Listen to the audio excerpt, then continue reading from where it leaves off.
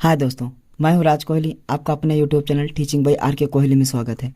दोस्तों, आज हम लेकर के आए हैं आप लोगों के लिए क्लास 9th का फर्स्ट ही चैप्टर, जो कि है गति, जिसको हम कहते हैं इंग्लिश में मोशन। उसका न्यूमेरिकल नंबर आज हम देखेंगे 8।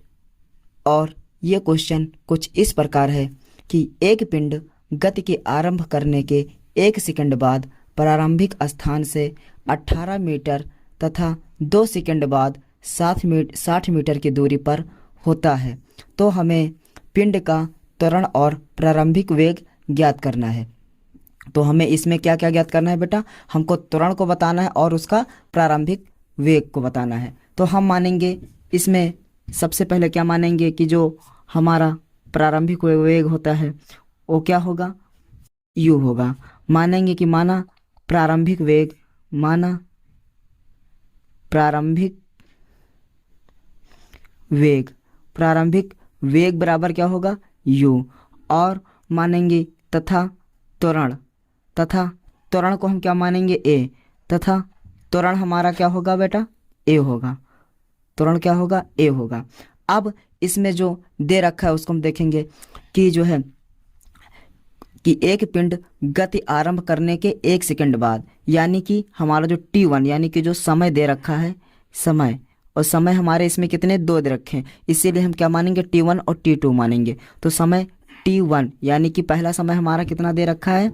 1 सेकंड बाद। और हमारा जो s1 यानी कि कितने आरंभिक स्थान से जो है 18 मीटर, मतलब 1 सेकंड में कितना s1 कितना दे रखा है?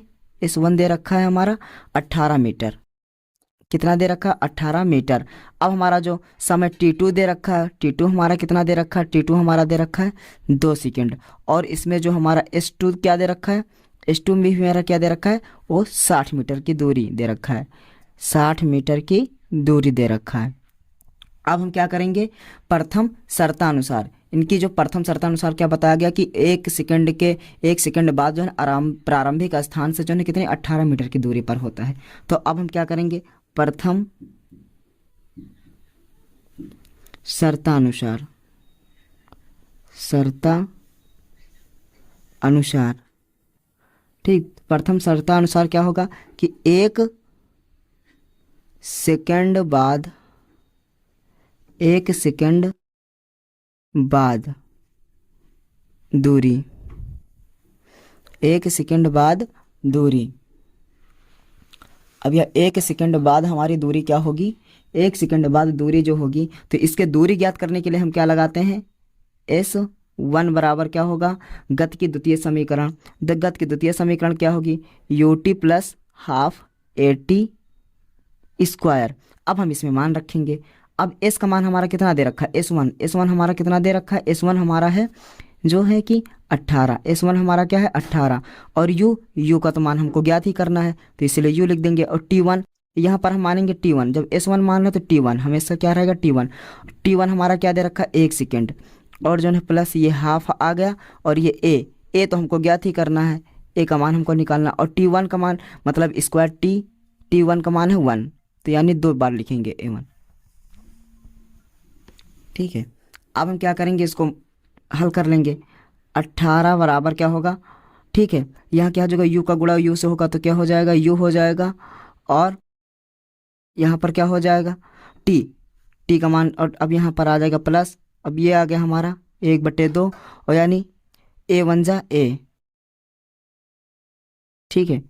अब क्या होगा? ये 18 बराबर क्या हो जाएगा? u प्लस a/2 हो जाएगा। अब हम क्या करेंगे? 2 को इस तरफ से गुणा कर देंगे, तो क्या बन जाएगा? 18 बराबर u प्लस 2a/2। अब 2 को इस तरफ हम भेज देंगे, तो क्या बन जाएगा? 18 दूना 36, 2u प्लस a। ये हमारी क्या हो जाएगी? ये हम मान लेंगे इसको प्रथम समीकरण। इसको हम मान क्या लेंगे? प्रथम समीकरण। क्या मानेंगे? प्रथम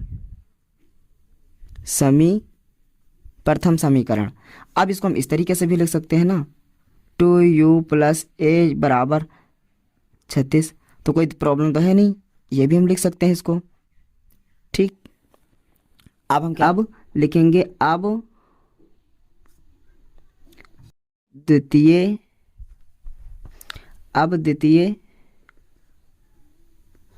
शर्ता अनुसार। अब द्वितीय शर्तानुसार इसमें क्या दे रखा है कि 2 सेकंड बाद, क्या दे रखा है, 2 सेकंड बाद, है 2 सेकंड बाद, उसकी मतलब क्या होगा, 2 सेकंड बाद इसमें कितनी उसके क्या तय करता है, मतलब दूरी पर होता है, 60 मीटर की दूरी पर होता है। तो अब जब दूरी पर होता है तो उसको भी हम ज्ञात करेंगे। यहाँ क्या लिखेंगे, S2 बराबर क्या होगा, UT यानी और प्लस हाफ AT स्क्वायर, और यहाँ पर समय भी 2 लेंगे और S भी 2 लेंगे। तो S2 का मान कितना दे रखा है, S2 का मान दे रखा है हमको 60 ऑलरेडी। तो यानी 60 प्लस U का मान हमको भी पता ही नहीं है, और T2 का मान कितना दे रखा है 2, ठीक है, और प्लस हाफ आ गया, और A का मान अभी भी हमको नहीं पता, A ही लिख लेंगे। T2 का मान क्या दे रखा है, T2 का मान दे रखा है 2, 2 गुणे 2, क्योंकि स्क्वायर है इसलिए मैंने लिखा। अब इस 2 से ये 2 मैंने काट दिया, यहाँ पर क्या बचेगा, 60 बचेगा। अब ये मतलब 2 का गुणा U से होगा तो क्या हो जाएगा, 2U हो जाएगा, और प्लस क्या हो जाएगा, 2 का गुणा A से होगा तो क्या हो जाएगा, 2A हो जाएगा। ठीक, अब 2A हो जाएगा। हम इसको अब क्या करेंगे, ठीक, अब इसको हम 60 से लिख लेंगे। अब यहाँ 2 यहाँ भी 2 यहाँ भी, तो 2 को हम कॉमन ले लेंगे तो बाहर आ जाएगा U प्लस A, इसको हम लिख सकते हैं कि नहीं लिख सकते हैं। अब 2 को हटाने के लिए हम क्या करेंगे, 2 से इन दोनों पदों में पर इधर इस दोनों पक्षों में क्या करेंगे, 2 से हम भाग दे देंगे। तो 2 से भाग दे देंगे यानी कि 60 भागे 2। अब क्या करेंगे, यहाँ पर क्या करेंगे, यानी 2U प्लस A, यहाँ भी हम क्या करेंगे, 2 से भाग दे देंगे दोनों पक्षों में। तो 2 से, तो 2 यानी 30 बार इधर जाएगा, और 2 कम 2 कट गया, तो यानी क्या बचा, 30 बराबर क्या बचा, U प्लस A बचा ना।